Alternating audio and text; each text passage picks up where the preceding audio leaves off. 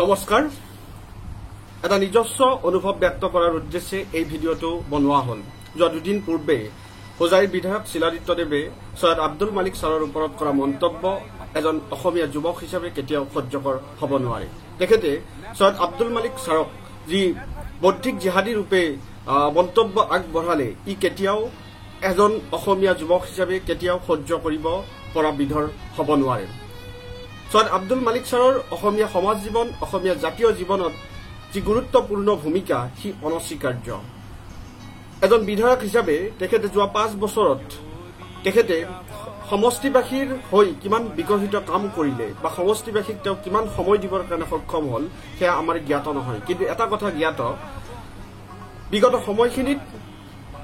অসমৰ যি সাতাম পুৰুষীয়া যি সম্পৃক্তি সেই সম্পৃক্তিৰ বান্ধোনত বিভিন্ন সময়ত বিচলিত পৰিৱেশ সৃষ্টি কৰাৰ ক্ষেত্ৰত তেখেতে অগ্ৰণী ভূমিকা লোৱা যেন আমাৰ অনুভৱ হয়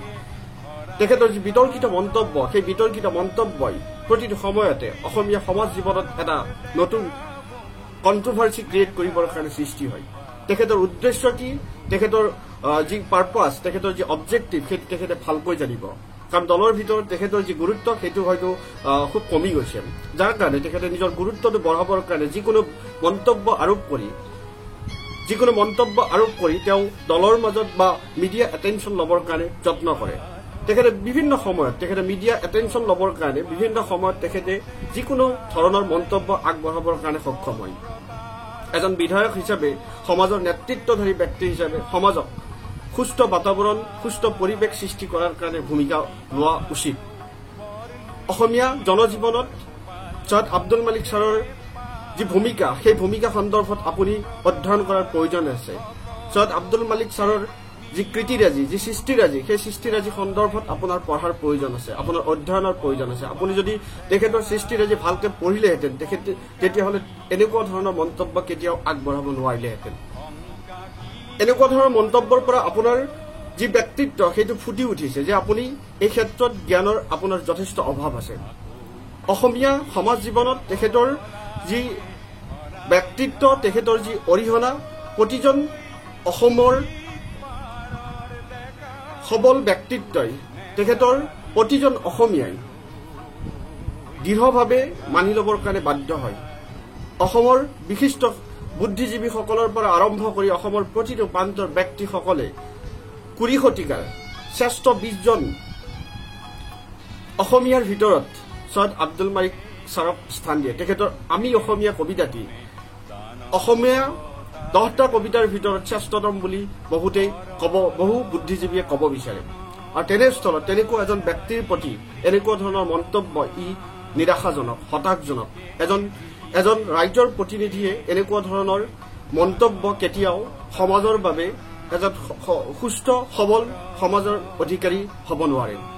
এনেকুৱা মন্তব্যই সমাজখনক বিচলিত কৰাৰ ক্ষেত্ৰত বিপথে পৰিচালিত কৰিব তাৰ উপৰিও